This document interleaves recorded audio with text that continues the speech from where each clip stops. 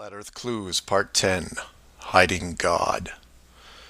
This is part of a series of clues that can help you get your head around both the design of the flat Earth system we live in and who has been involved in the deception to hide it from you. As you can tell from the title, I'm taking a different approach. Eventually, I was going to have to address the question of what happens next, or what we do now with the information at hand. If you've made it through the guide and the first 9 clues, then at this point you're either buying into the flat model or on the fence. If this is the first one you went to because of the title, I recommend you go back, because we're not going to do much in the way of reviewing. But if you're still with me, then you would agree that 1, the world you've been taught has been kept from you, and 2, one way or another, you would like to prove this out. So how is this possible? The authority in question who created what you call the globe is guarding all the gates. They protect the sky, the outer edge, and most importantly, the education system that shows us at an early age what they want us to see. Nobody listening to this has their own spaceship or advanced rocket program. Nobody actually owns a long-distance icebreaker. And while some of you may have a private plane, I wouldn't recommend testing a military barrier that technically doesn't exist. But then again, you have to remember that this is not the story of David and Goliath. The hidden world was never going to be sustainable forever. As a civilization evolves, the tools the authority uses as a method of control become more vulnerable.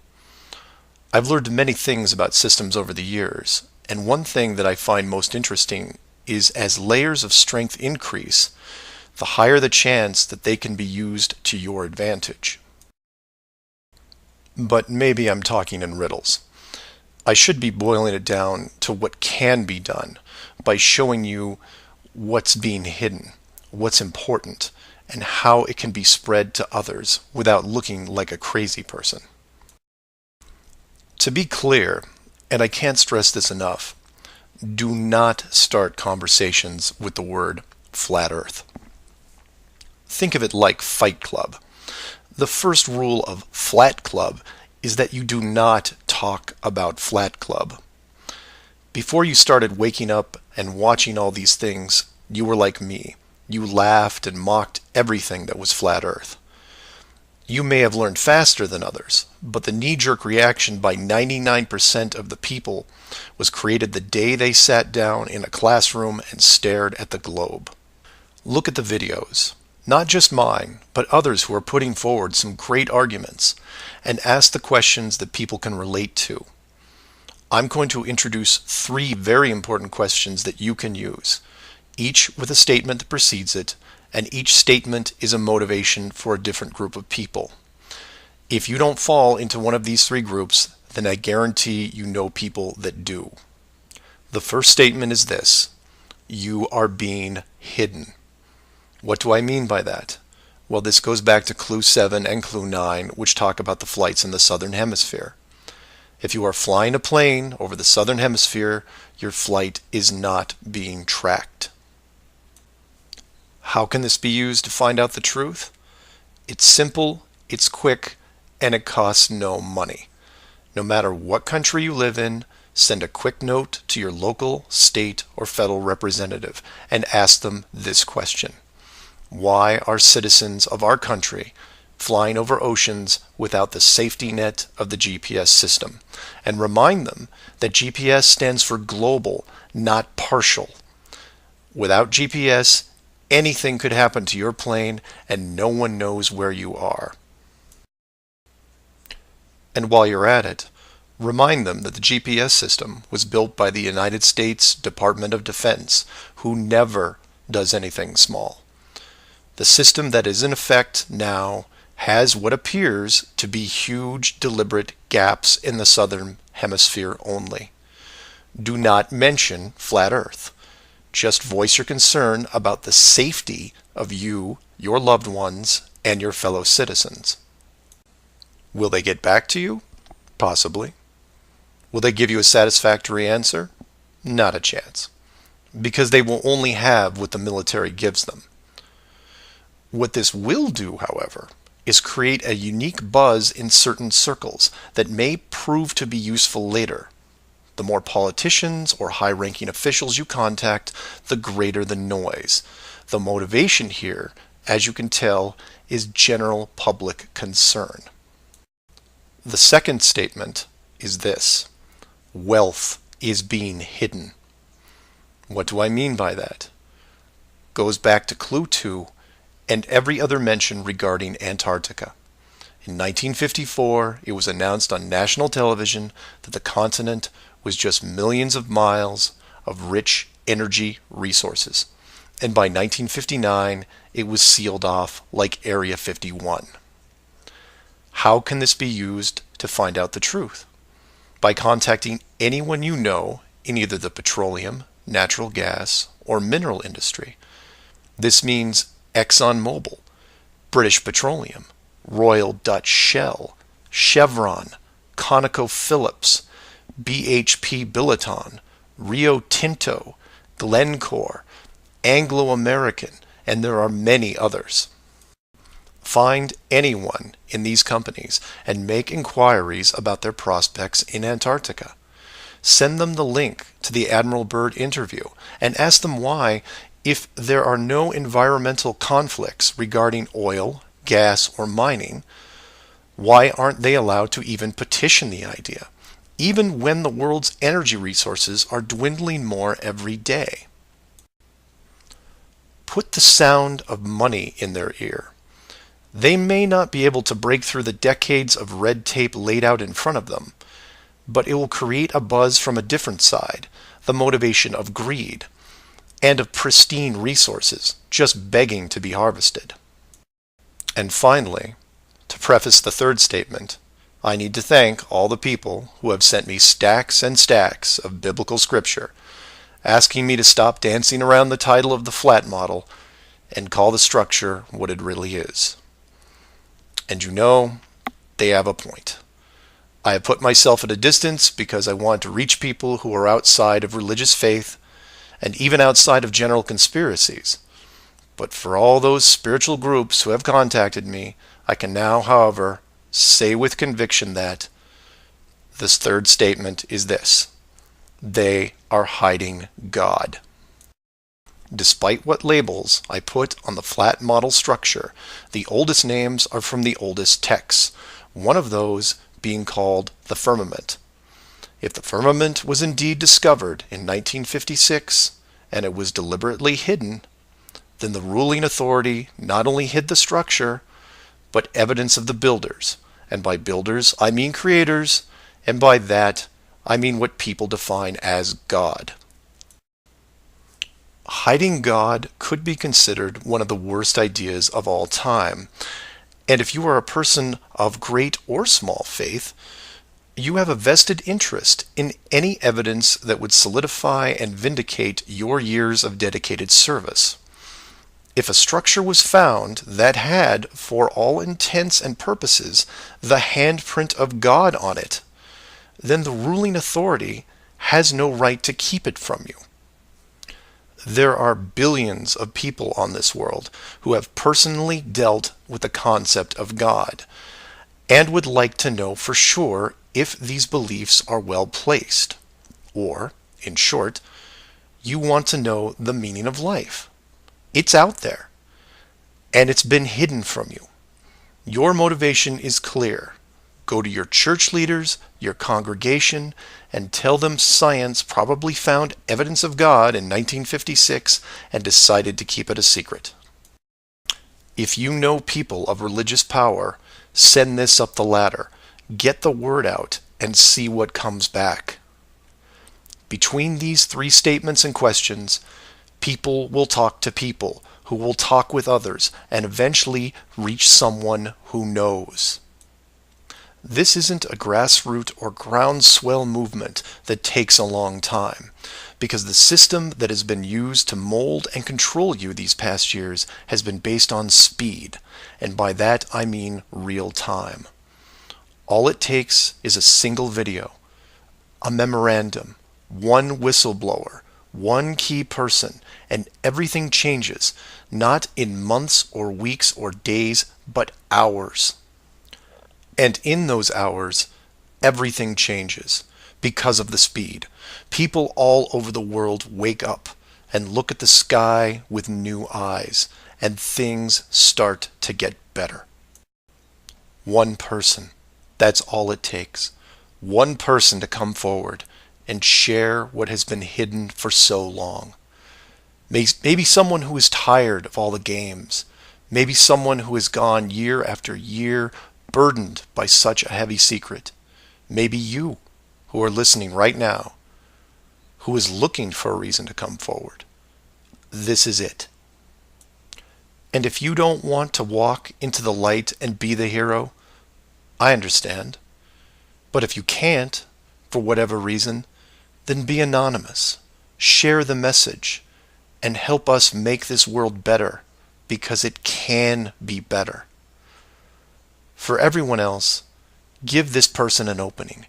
Give them the opportunity and give them the support they need to help reclaim what's left of our civilization, because we need it now more than ever.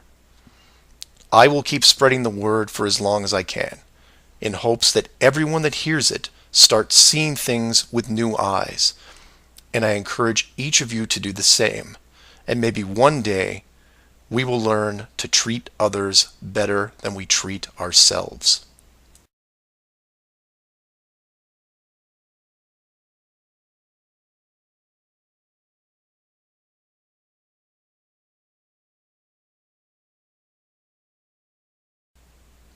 Flat Earth Clues, Part 11, Souls in the System. This is part of a series of clues that can help you get your head around both the design of the flat Earth system we live in and who has been involved in the deception to hide it from you. This clue looks into the recent past, or more specifically, an odd but interesting piece of conspiracy lore. What I hope to show here is an example of how an enclosed system, once revealed, can change the world very quickly and in ways you may not have realized.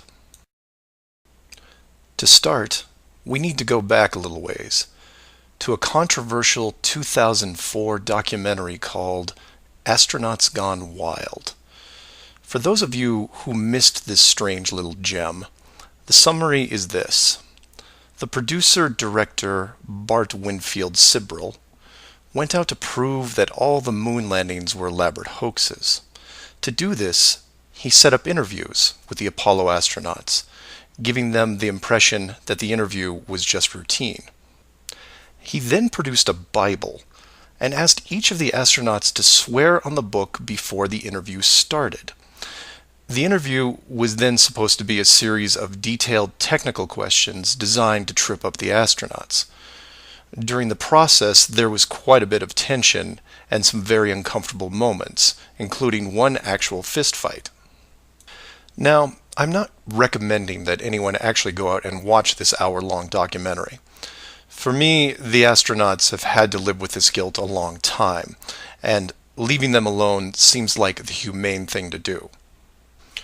What interested me, and moreover what piqued my interest then, wasn't the unoriginal questions the reporter posed, but how the astronauts reacted to the Bible itself. None of the Apollo pilots would put their hand on it and swear that they went to the moon. In fact, most treated the book like it was made of plutonium. This puzzled me for years because it went against the basic rules of any cover-up, one of which is lie about everything.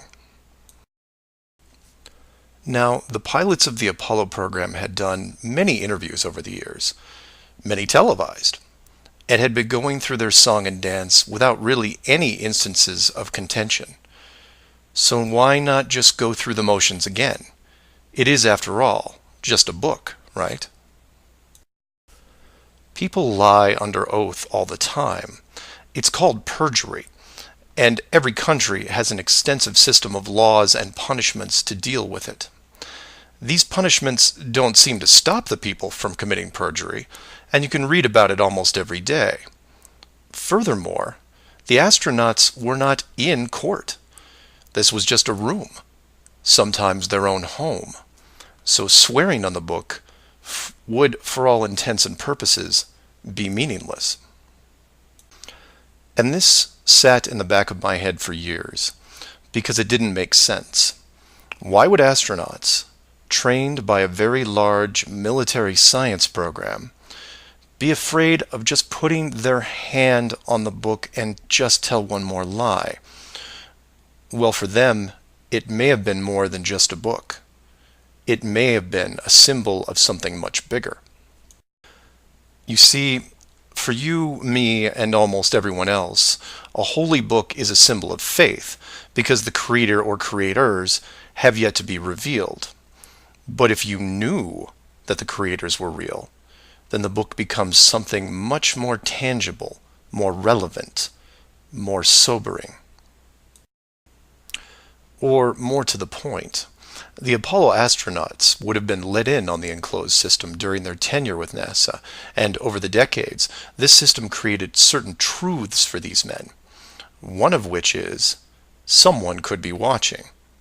Now, whether the builders/creators are actually watching every little thing we do can be debated, but if you have proof that they are real, then the thought of your every move being scrutinized is a very real possibility. This is what you and I may suspect, but don't feel. The Apollo pilots, however, are a different story. If they were shown how the world really looked, then their attitude towards the book takes on a whole new meaning. In fact, it didn't have to even be a Bible.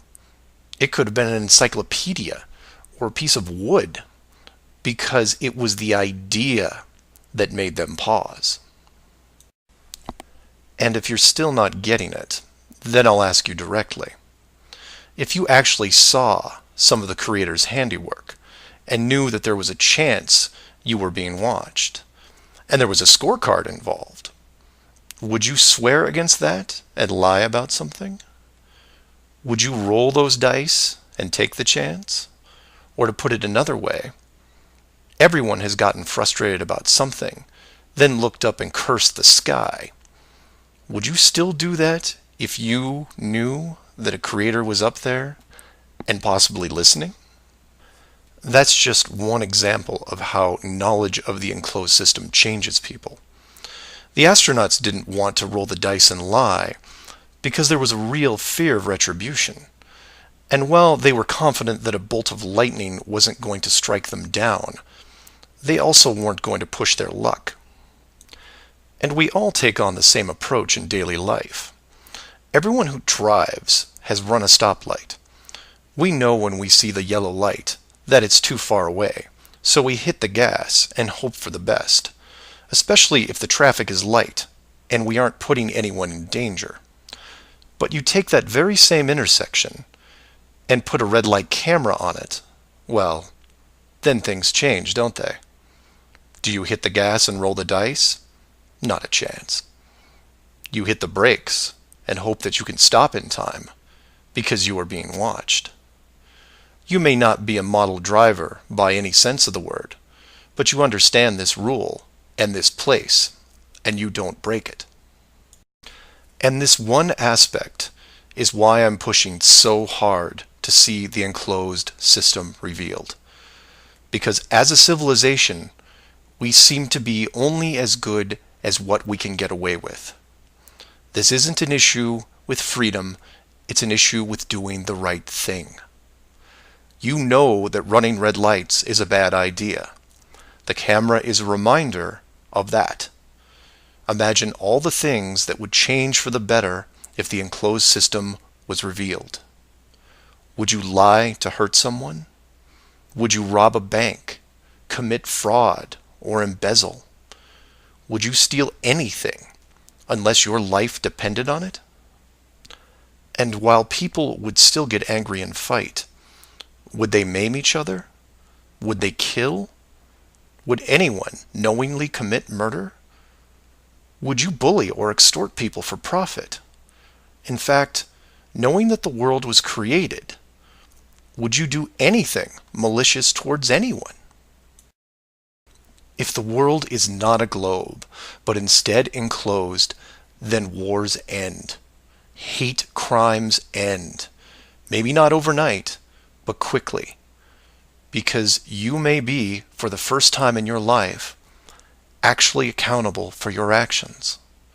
You realize now that you are a very real soul in this enclosed system, and you have a responsibility towards your fellow man, one that can be boiled down into one simple rule: treat others better than you treat yourself. This is why it's so important to show the world as it really is. This is why I am asking the authority itself to open the door and let this secret come through. You've kept this hidden for too long, and the people who live here with you have been through enough. This isn't about money or power anymore. It's about our very souls, the essence of who we are. Wealth and titles don't define your heart. Hiding the entire world may have seemed like a good idea at the time, but we have gone way beyond that. Have you actually seen our home recently? This needs to be fixed, and it needs to be now. The people won't forget the deception, but they will forgive you for it, because a truth like this will make them more noble, something we should have been since the beginning. So do your own research, and always ask questions, because that's the only way you will find all forms of the truth. Feel free to email me at msargent23@comcast.net or 303-494-6631.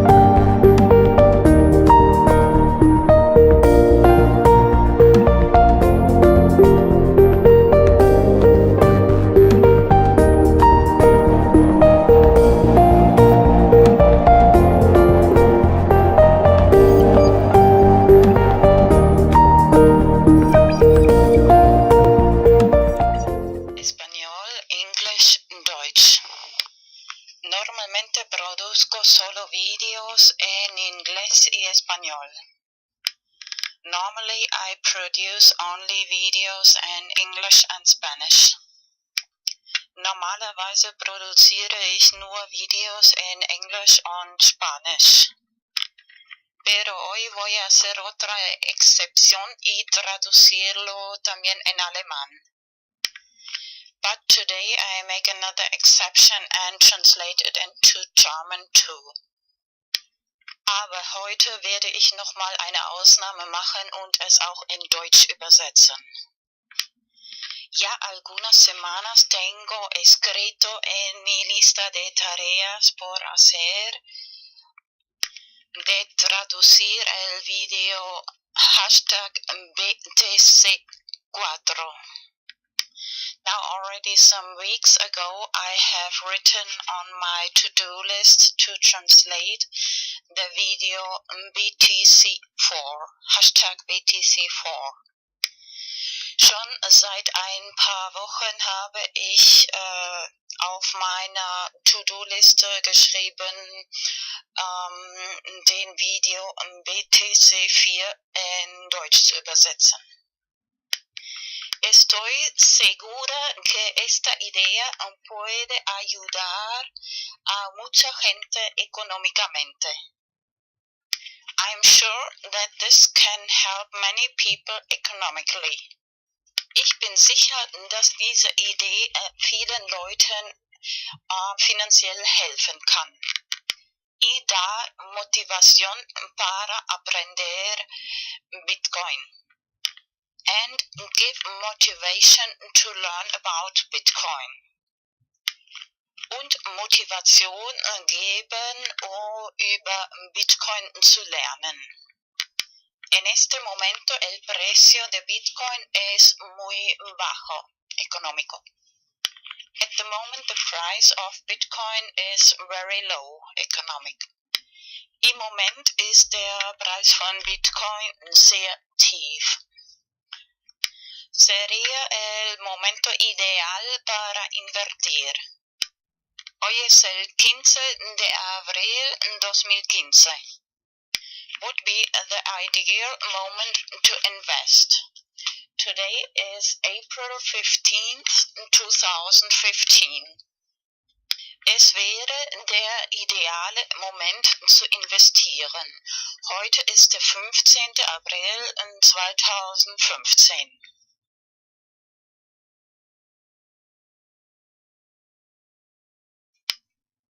El 27 de marzo 2015 he publicado en mi canal de YouTube Vanos Enigma el primer vídeo sobre hashtag BTC4 explicando cómo me vino esta idea.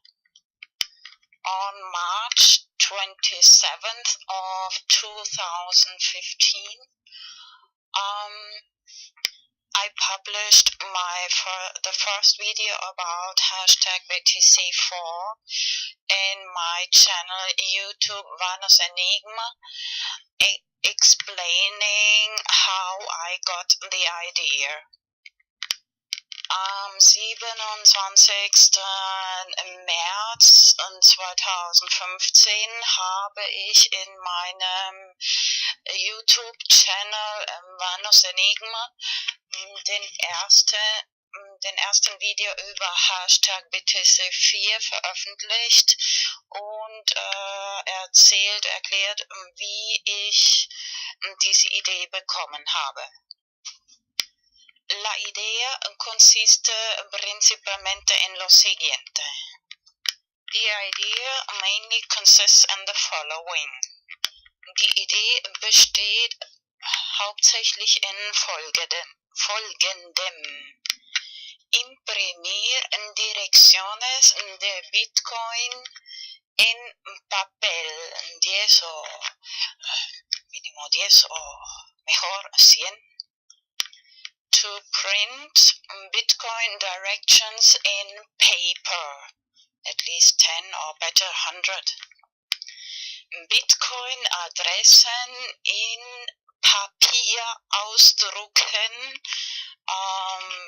mínimo 10 oder besser gleich 100. Y luego poner en cada dirección de Bitcoin una pequeña cantidad de Bitcoin.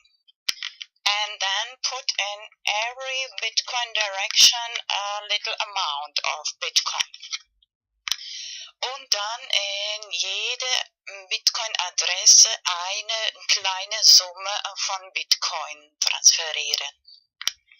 Y la próxima vez, cuando otra vez ves una persona por la calle pidiendo dinero, and the next time you see again a person begging for money on the street, und das nächste Mal, wenn du wieder eine Person auf der Straße betteln siehst, y para tus amigos y amigas, and for your friends of course, und für deine Freunde natürlich, o tal vez de propina en un restaurante, or maybe a tip in a restaurant, oder Trinkgeld im Restaurant. Bueno, a la hora de imprimir también copiar y guardar las llaves privadas de Bitcoin, de direcciones de Bitcoin. When you print the Bitcoin addresses copy and save the private keys of the Bitcoin addresses, of course. Wenn man die Bitcoin-Adressen druckt, auch die privaten Schlüssel, Bitcoin-Address-Schlüsseln kopieren und speichern. Y a la hora de distribuir las direcciones de Bitcoin, escribir la fecha, por ejemplo, hoy es el 15 de abril 2015, escribir la fecha más plus 4 años, igual 15 de abril 2019. And then in the moment when you distribute the Bitcoin addresses, you write the date, for example, today, April 15th, 2015, plus 4 years is April 15th, 2019. Und dann in dem Moment, wenn man die Bitcoin-Adressen verteilt, auf das Papier schreiben, das heutige Datum, zum Beispiel 15. April 2015, plus 4 Jahre ist gleich 15.04.2019. Luego vas a explicar a la gente, mira, esta es la llave privada, tú y yo la tienes.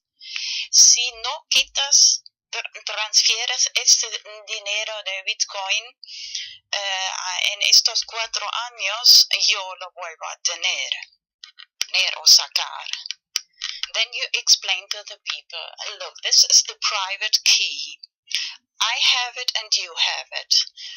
If you don't take this money, Bitcoin, out of this account, I will take it out in these 4 years, at the end of these 4 years.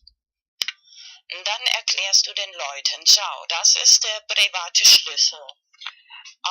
Ich und du haben diesen privaten Schlüssel, Bitcoin-Schlüssel.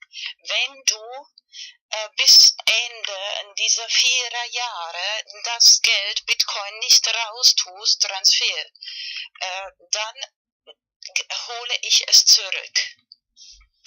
De esta forma das más motivación a la gente para empezar a aprender cómo funciona Bitcoin. This way you give more motivation to the people to learn how the technology of Bitcoin functions. Auf diese Weise gibst du mehr Motivation den Leuten zu lernen, wie die Technologie von Bitcoin funktioniert. En mi video antiguo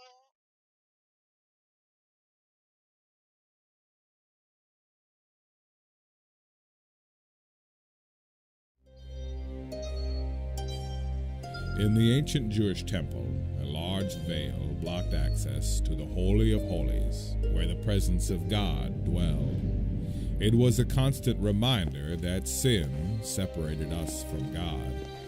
Nobody was allowed in except for the high priest, and then only once a year. On the Day of Atonement, the high priest would pass through the veil to offer a sacrifice for the sins of Israel. This continued for generations because the sacrifice could never be good enough. Fortunately, it was just a foreshadowing of what was to come. 2,000 years ago, something changed. A new sacrifice was offered, a perfect sacrifice. One final sacrifice for all of time. Jesus Christ laid down his life for us. He paid the ultimate price so that the sins of all men could be forgiven. At the moment of his death, the large veil in the temple, the very thing that represented centuries of separation from God, was torn in two from the top down, showing that this era of separation was over.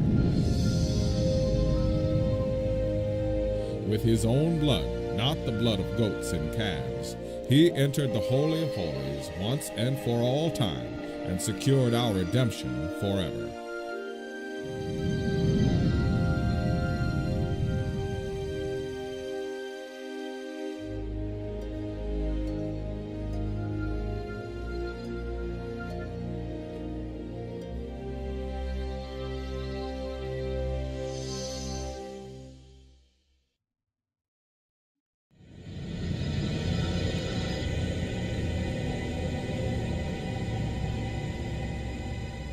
We read in the book of Exodus that the temple had a veil, was to have a veil, a cloth curtain, separating the most holy place, the Holy of Holies, from the rest of the holy place. There are sections within the temple building itself that are more holy than others, where access is restricted more than other places.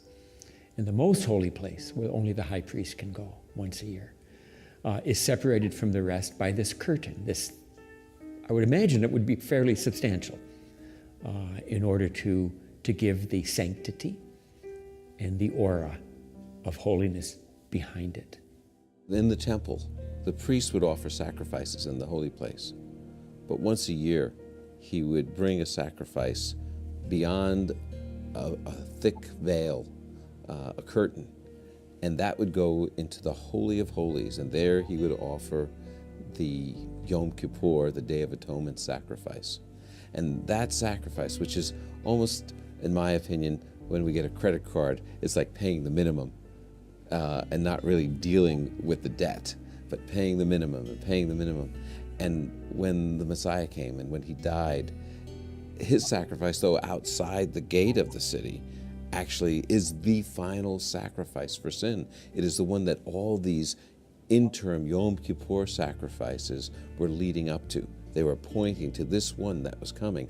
And now this one, not the blood of bulls and goats, but the blood of God's Son, the Messiah himself, as he dies, that veil, that thick veil, is torn in half to say that no other sacrifices need be offered here. The final payment has come. It's been taken care of. And so the tearing of the veil indicates the permanence, the final sacrifice of the Messiah Jesus. In the Old Testament, God chose to dwell among his people in the temple. And if a holy God is going to dwell amongst unholy people, there has to be some way to protect his holiness from the unholiness of Israel. So he had this elaborate scheme of who could enter his presence behind a veil. No one could go past here. Only the most sacred of priests who had fully cleansed themselves once a year would go into the Holy of Holies. So in a sense, the people knew he was there, but had no accessibility to him. God, I believe, when he ripped that veil, I can just imagine those almighty hands, ripping that veil. What he did is he said, come on in. You're welcome. You don't have to stay out there anymore. You can come in, and you don't have to be perfect to come into my holy place, because Jesus has made a way for you. I love the word access in the Bible. Maybe it's because I'm in a wheelchair, I don't know, but I love when the Bible speaks about God's love being accessible. And right there, you've got such a vivid physical symbol of the access, the doors thrown open wide to the throne of God. And when it rips in two by itself at the death of Jesus, not only is it saying something theologically about open access to God, but it's something that had a very dramatic, must have had a very dramatic impact on everybody who was watching and those whom they told about it.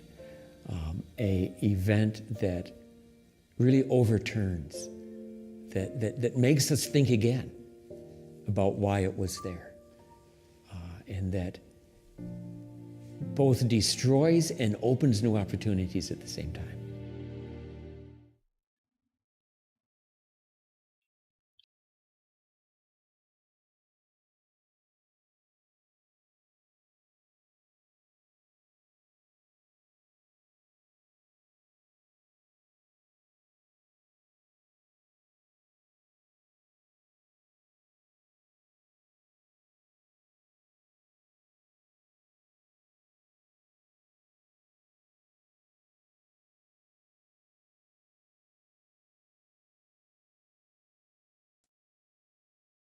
español.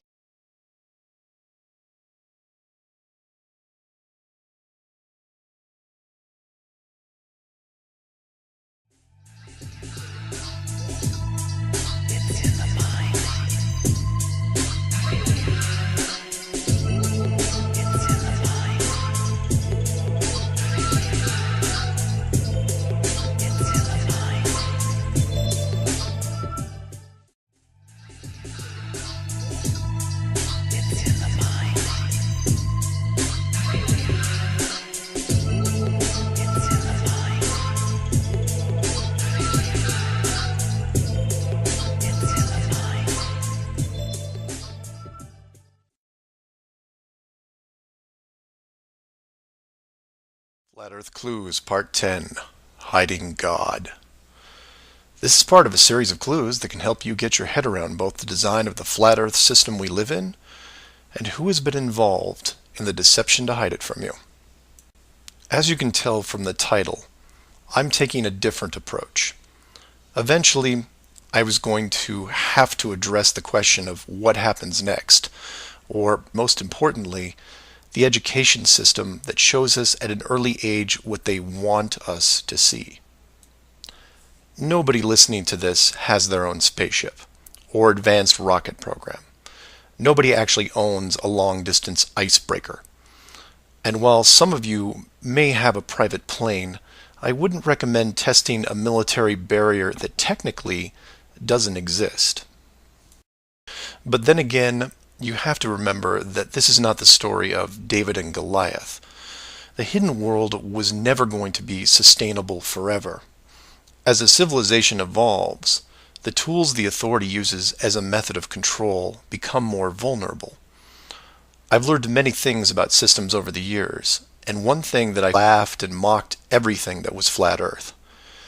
You may have learned faster than others, but the knee-jerk reaction by 99% of the people was created the day they sat down in a classroom and stared at the globe. Look at the videos, not just mine, but others who are putting forward some great arguments, and ask the questions that people can relate to. I'm going to introduce 3 very important questions that you can use, each with a statement that precedes it, and each statement is a motivation for a different group of people. If you don't fall into one of these 3 groups, then I guarantee you know people that do. The first statement is this: you are being hidden. What do I mean by that?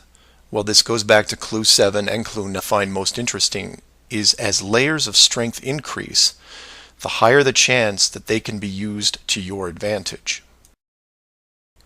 But maybe I'm talking in riddles. I should be boiling it down to what can be done by showing you what's being hidden, what's important, and how it can be spread to others without looking like a crazy person.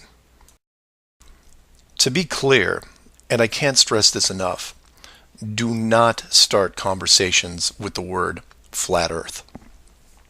Think of it like Fight Club. The first rule of Flat Club is that you do not talk about Flat Club. Before you started waking up and watching all these things, you were like me. You liked what we do now with the information at hand. If you've made it through the guide and the first 9 clues, then at this point you're either buying into the flat model or on the fence. If this is the first one you went to because of the title, I recommend you go back, because we're not going to do much in the way of reviewing. But if you're still with me, then you would agree that 1, the world you've been taught has been kept from you, and 2, one way or another, you would like to prove this out. So how is this possible? The authority in question, who created what you call the globe, is guarding all the gates. They protect the sky, the outer edge,